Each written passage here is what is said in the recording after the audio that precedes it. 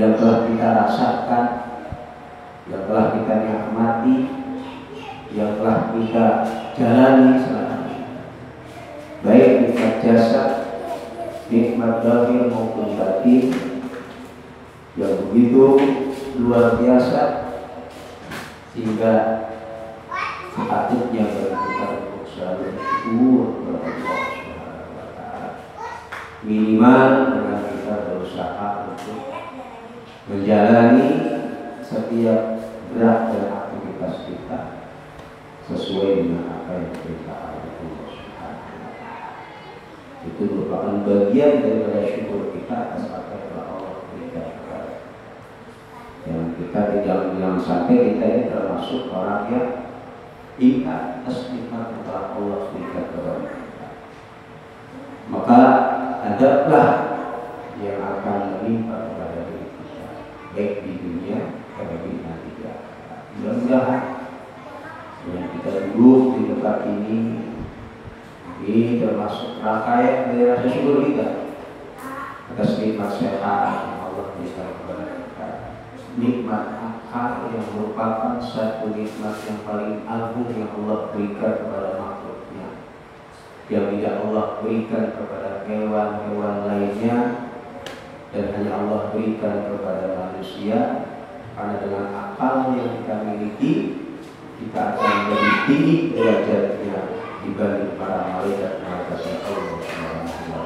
Begitu juga sebaliknya, ketika kita tidak memaksimalkan, memanfaatkan, menggunakan akal yang telah Allah berikan, maka kita akan lebih hina daripada hewan yang tidak memiliki akal. Maka mudah-mudahan duduknya kita di tempat yang mulia ini dalam rangka mensyukuri nikmat-nikmat yang Allah berikan kepada kita, di antara nikmat sehat badan kita, nikmat akal yang sempurna yang Allah berikan kepada kita. Dan mudah-mudahan kita juga termasuk daripada umat Nabi Muhammad yang bisa menyiarkan daripada dakwah atau hal-hal yang dicintai oleh Nabi kita Muhammad sallallahu alaihi wasallam, yang kali adalah kita duduk bersama dalam rangka untuk berzikir sekaligus untuk memahami daripada sedikit dari ilmunya Allah Subhanahu wa Ta'ala, yang itu semua akan menjadi bekal kita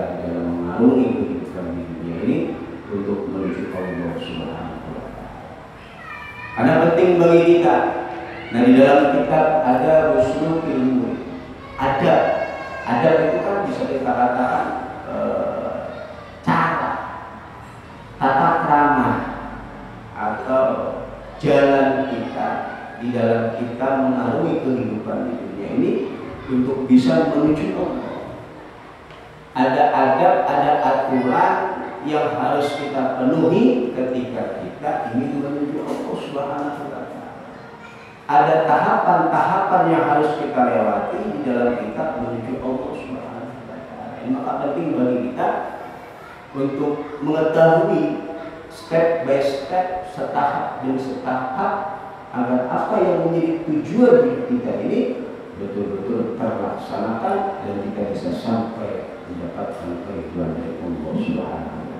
Hari ini ya, semua orang yang beriman kepada Allah Subhanahu wa Ta'ala tentu ingin mendapatkan satu kedudukan yang tinggi di sisi Allah Subhanahu wa Ta'ala, baik di dunianya terlebih nanti di akhirat. Namun untuk meraih itu semua, kedudukan yang tinggi ini diperlukan yang namanya perjuangan atau mujahadah di dalam kita mengarungi kehidupan kita di dunia. Nah, di sini dikatakan oleh beliau Al-Habib Abdullah bin Alawi Al-Haddad, beliau mengawali daripada pembahasannya di dalam kitab Adab Ushulul Murid. Beliau mengutip satu firman Allah Subhanahu wa Ta'ala dalam surat Al-Isra ayat 18 sampai dengan ayat 19. Maka qala ta'ala wa huwa asdaqul qail, sungguh Allah Subhanahu wa Ta'ala telah berfirman di dalam suratnya atau dalam ayatnya, man kana yuridul ajilah ajjalna lahu biha ma nasya'u liman nuridu summa ja'alna lahu jahannam yaslaha madhmuman madhura. Beliau di dalam mukadimah pembahasan akan menjelaskan dua hal yang kita sebagai manusia mengidam-idamkan dalam kondisi di dalam dua hal tersebut adalah kondisi yang terbaik, dunia dan akhirat. Ini idaman semua orang, cita-cita semua orang. Terlebih kita sebagai orang yang beriman kepada Allah Subhanahu wa Ta'ala. Bahkan setiap lantunan doa yang selalu kita lantunkan setelah sholat, bermunajat kepada Allah, pasti kita bawa kepada atina fid dunya hasanah wa fil akhirati hasanah. Ya Allah, berikanlah al-hasanah, kebaikan kepada kami di dunia dan juga kebaikan kepada kami di akhirat. Nah, beliau mengawali di dalam mukadimahnya membahas tentang dua hal yang kita sebagai manusia pasti mengalami dua fase kehidupan di dunia dan di akhirat. Beliau menjelaskan di dalam firman Allah Subhanahu wa Ta'ala yang artinya man kana yuridul ajilah, man kana yuridul ajilah, barang siapa yang menghendaki al-ajilah. Al-ulama menafsirkan atau mengartikan al-ajilah adalah dunia. Al-ajilah itu kalau kita artikan secara harfiah, secara lughat, ya, secara kamus adalah sesuatu yang sifatnya instan. Ya, karena dunia itu sifatnya instan. Kalau akhirat itu sifatnya balasan yang kekal abadi dan selamanya. Kata Allah Subhanahu wa Ta'ala, barang siapa yang menghendaki al-ajilah, sesuatu yang instan. Kalau barang instan, ya biasanya, ya pertama dia tidak akan kuat lama. Ya, yang kedua, ya barang instan itu barang yang kualitasnya kurang baik. Apapun kalau sifatnya instan pasti ada banyak nilai negatif dari hal yang instan tersebut. Contoh mie instan, pasti banyak kekurangan di dalam instan. Ya, akan bisa merusak tubuh kita kalau kita keseringan makan di instan. Ya, belajar juga itu yang namanya waktu yang panjang. Ya, di dalam ilmu itu tidak dengan instan kita belajar di Google, belajar di YouTube, belajar di internet langsung dijual ya. Nggak ada itu yang namanya orang ingin menjadi orang alim, orang yang paham tentang agamanya dengan cara instan. Maka butuh proses. Bahkan dalam kitab Ta'limul Ta'lim itu ada 6 syarat. Ya, bagi seorang yang ingin meraih ilmu yang bermanfaat dan meraih ilmu ya yang berguna baik bagi dirinya untuk orang lain, harus memenuhi 6 kriteria. Yang pertama, ya dakat. Wa irsin wastibari wa balbatin wa insari ustadi wa tulisana. Yang terakhir adalah tulisana. Butuh waktu yang panjang. Namanya menuntut pendidikan itu enggak bisa instan. Kalau kita pengen menjadi seorang insinyur, ya kayak Muhammad film Sibul, ya kuliah bertahun-tahun pengen jadi insinyur, tukang insinyur, pengen jadi dokter, ya pengen menjadi orang yang ahli dalam satu bidang, itu butuh ya waktu yang panjang, turun zaman. Begitu juga terlebih dalam urusan akhirat, di dalam kita menuntut ilmu tidak ada yang namanya sifat instan. Di dalam kita menuntut butuh waktu yang panjang. Dakain wa hirsin wa istibarin wa balbatin wa insyari mustari wa kulli zamanin al-musyarik. Pertama, daka. Daka itu adalah sifat cerdas. Bukan berarti orang yang tidak cerdas tidak bisa mendapatkan ilmu, bukan. Ya, bisa dikatakan daka itu adalah satu potensi yang Allah berikan kepada manusia yang berupa akal pikiran. Kita sebagai orang yang berakal berarti bukan orang gila, akan bisa meraih ilmu ya yang ingin kita raih kalau kita memiliki kemampuan. Karena potensi manusia paling utama. Maka gunakan akal kita ya untuk melakukan, untuk meraih satu hal yang di situ bisa mendatangkan kerinduan dari Allah Subhanahu akal, ini merupakan makhluk daripada makhluk-makhluknya Allah yang memiliki peran yang begitu penting di dalam kehidupan kita sehari-hari. Maka gunakanlah akal Anda dengan sebaik-baiknya untuk menuju Allah Subhanahu wa Ta'ala. Jadi beliau Al-Imam Al-Habib Allah bin Al-Ghazali mengatakan, mengawali mukadimah di dalam bahasanya bahwa Allah Subhanahu wa Ta'ala mengatakan barang siapa yang menghendaki dunia ajalana lahu minha, maka aku, kata Allah Subhanahu wa Ta'ala, akan mempersegerakan itu dunia bagian ma nasya'u liman uridu, bagi orang-orang yang aku kehendaki, kata Allah Subhanahu wa Ta'ala. Allah akan berikan itu dunia bagi orang yang menghendaki dunia, tentunya bagi siapa-siapa yang Allah kehendaki. Bagi siapa-siapa yang Allah kehendaki. Berarti urusan dunia ini, urusan yang semua orang bisa meraihnya, semua orang bisa mendapatkannya, baik dia orang yang beriman atau tidak beriman. Allah berikan dunianya kalau dia punya kemauan yang tinggi di dalam mencari dunia, Allah pasti memberikan. Tapi kata Allah Subhanahu wa Ta'ala, "Summa ja'alna lahu jahannama yaslaha madhuman madhura." Maka kemudian aku jadikan mereka dari dunia yang mereka cari, dan aku masukkan mereka ke dalam jahannam yang Allah Subhanahu wa Ta'ala madhuman madhura, mereka dalam keadaan terhina dan mereka dalam keadaan tercela.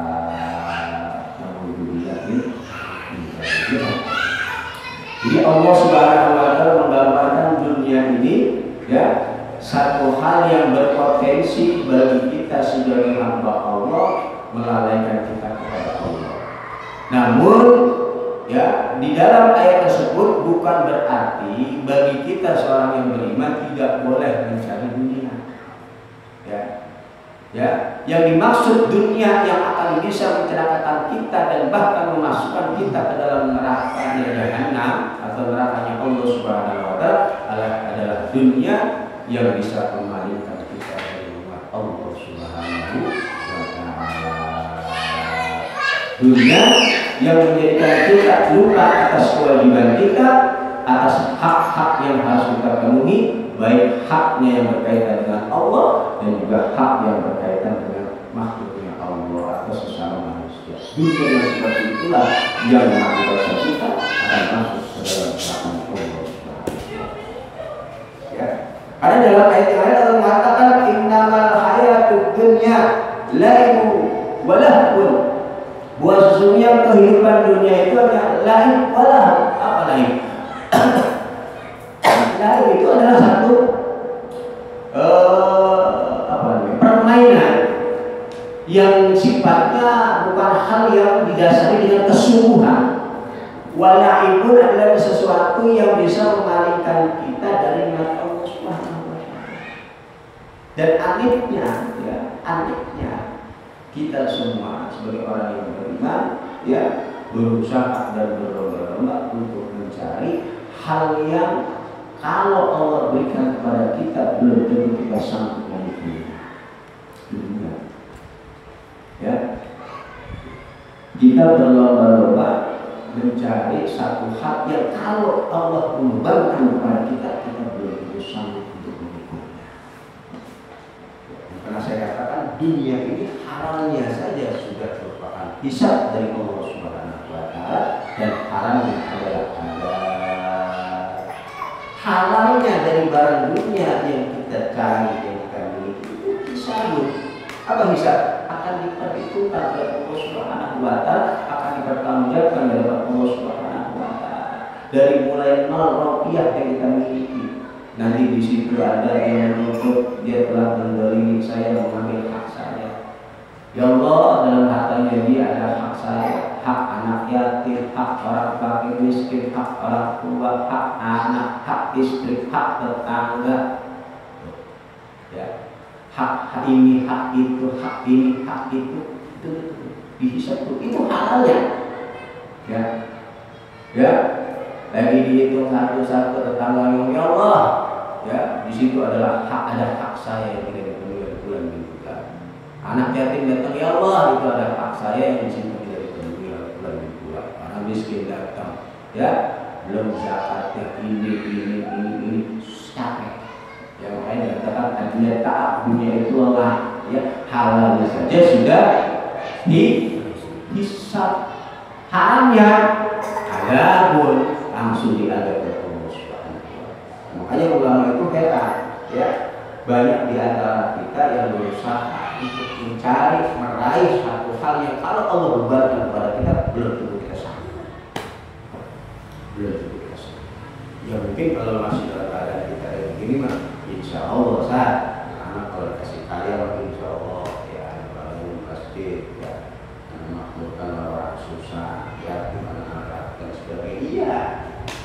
Karena waktu itu ya baru dikasih sedikit aja udah berpaling, berarti ada orang yang nggak ya tarik lagi Allah Subhanahu wa Ta'ala. Baru sedikit aja kita sudah tidak sanggup memikulnya, apalagi dibebankan dengan beban yang berat di pundak.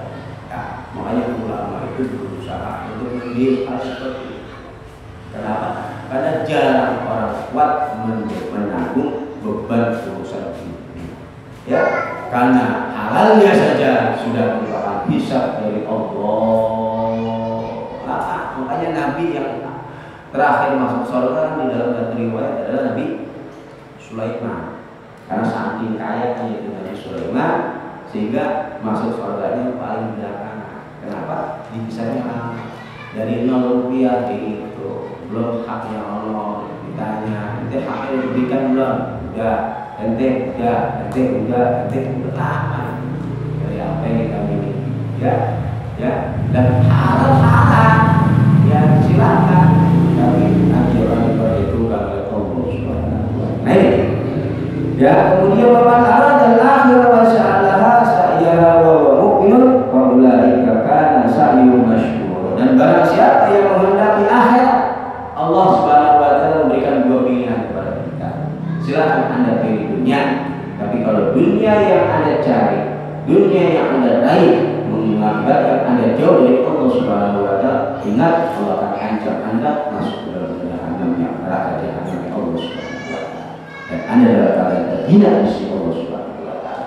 Kemudian Allah katakan ayat selanjutnya, wa man arada al-akhirah, dan barang siapa yang menghendaki akhirat, wa sa'alah, dan dia berusaha untuk meraih akhirat, sa'yaha wa huwa mu'minun, dan dia dalam keadaan beriman, wa ulaika kana sa'yuhum mashkura. Maka apa yang dia lakukan dari amalan-amalan akhirat yang dia lakukan, usaha-usaha yang dia lakukan, itu semua akan mendapatkan balasan yang setimpal dari Allah Subhanahu wa Ta'ala. Ail amalul maqbul, yaitu amalan-amal yang diterima di sisi Allah Subhanahu wa Ta'ala. Al-mustawjibu sahibu al-madh was-sana was-sawabul 'adzim alladhi la yanqadar wa la yafna bi fadlillahi wa rahmatihi. Yaitu amalan yang bisa mengakibatkan bagi orang yang melakukan amalan-amalan akhirat akan mendapatkan pujian dari Allah, ya, dan juga akan mendapatkan balasan yang begitu besar dari Allah Subhanahu wa Ta'ala yang akan tidak habis-habisnya dan tidak akan sirna berkat keutamaan dan rahmat dari Allah Subhanahu wa Ta'ala. Kalau yang kita raih di dalam kita menjalani kehidupan ini adalah akhirat.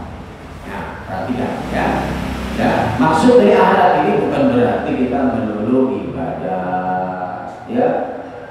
3 kerja ditinggal, apalagi aktivitas bermasyarakat ditinggal dan sebagainya, bukan seperti itu maksudnya.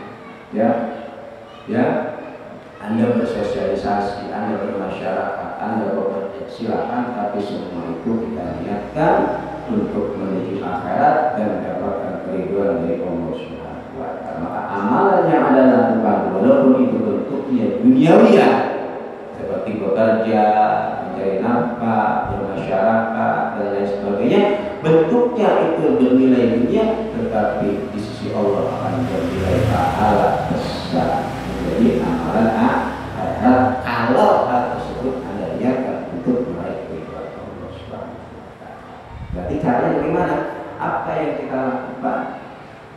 gerak kita, ucapan kita, aktivitas kita dan sebagainya, usahakan itu semua mengarah kepada Allah.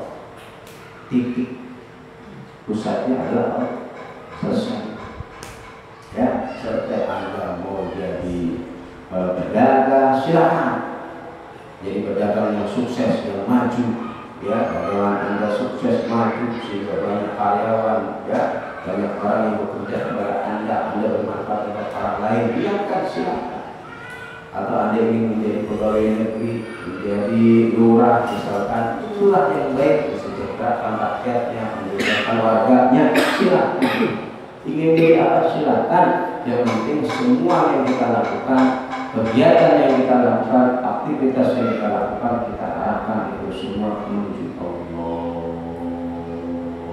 Maka Allah akan memuji kita, Allah akan memberikan balasan yang begitu besar kepada kita, yang tidak akan ada habis-habisnya dan tidak akan sirna selamanya, terlebih nanti di akhirat.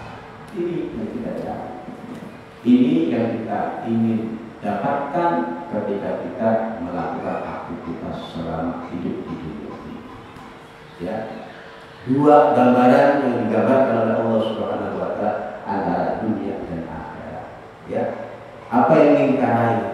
Dunia, silakan. Tetapi jangan sampai dunia yang Anda cari, dunia yang Anda usahakan membuat Anda lalai, lupa kepada Allah dan tahu jauh Anda terhadap dunia. Tadi saya katakan, ya, dunia halalnya ini adalah hisab, haramnya adalah akhirat. Belum tentu ketika kita dibebankan dunia yang begitu besar oleh Allah kepada kita, kita sanggup memikulnya. Jangan sampai kita menjadi orang yang seperti Fir'aun, yang tidak bisa menanggung, memikul beban yang telah Allah timpakan kepadanya berupa kedudukan dan harta yang begitu luar biasa, sehingga mengaku menjadi Tuhan dan sebagainya. Jangan sampai.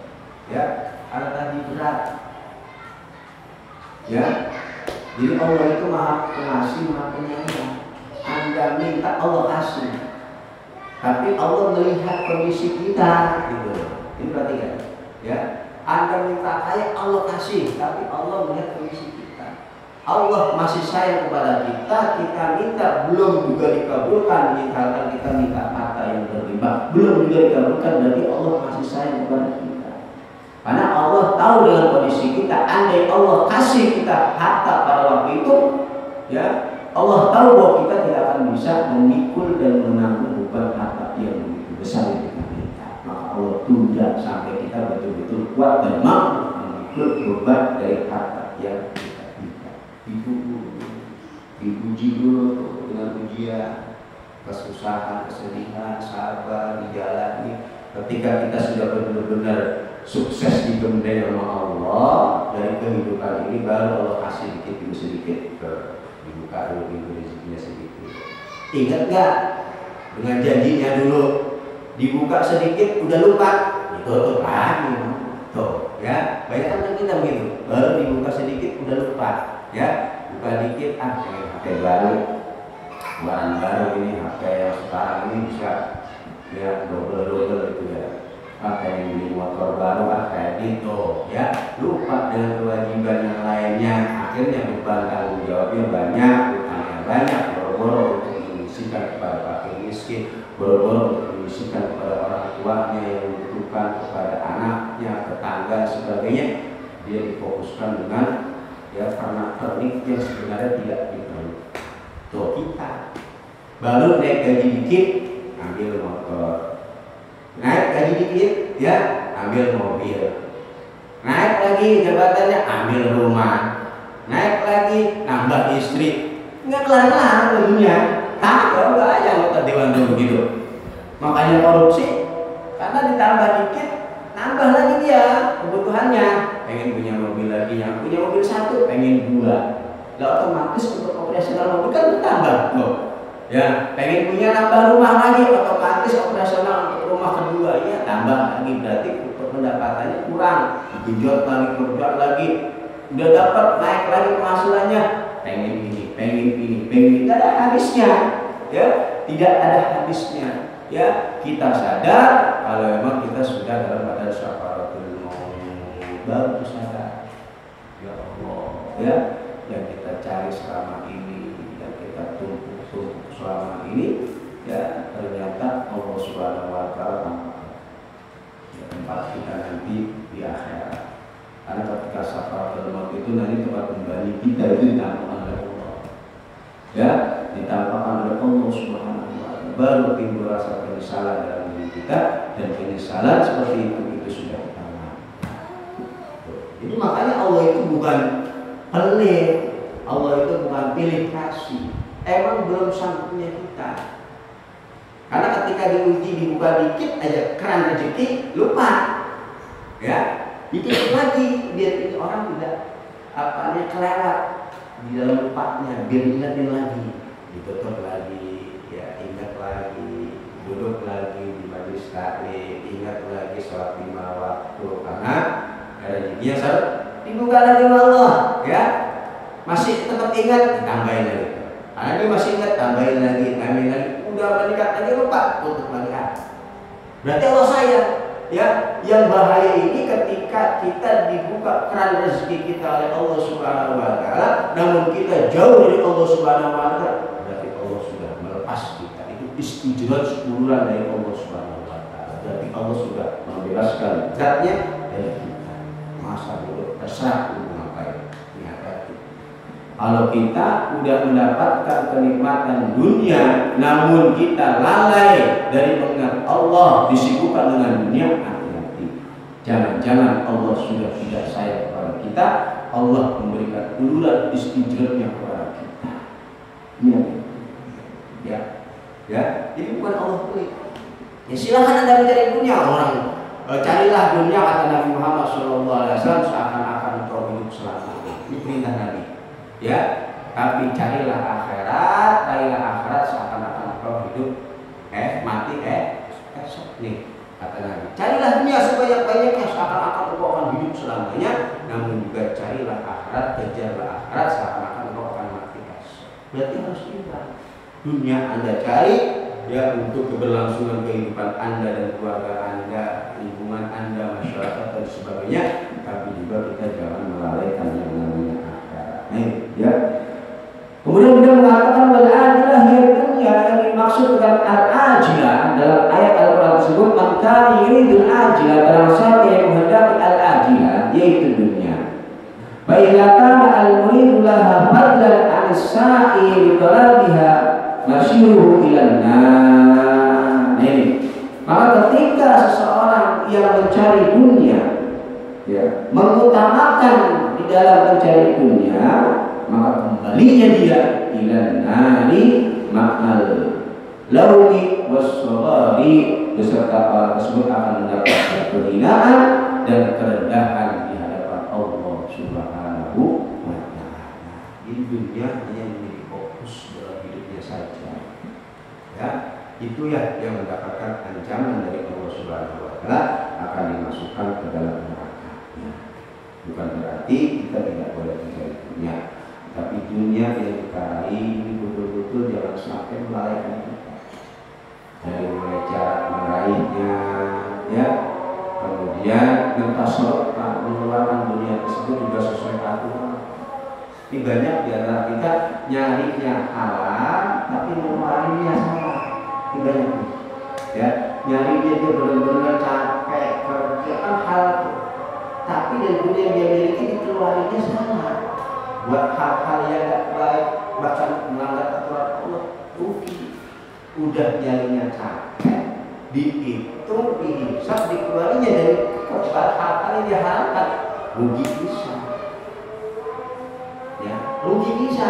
Carinya halal, berusaha untuk cara mengeluarkannya dari apa yang kita miliki pun dengan jalan yang perhatikan keluarga kita, anak kita, istri kita, orang tua kita. Udah selesai rapi ke keluarga, tetangga rapi, yang lain. Ya, kalau urusan keinginan masih mau menjadi pengen ini, pengen itu, pengen ini, pengen itu manusiawi, ya, manusiawi.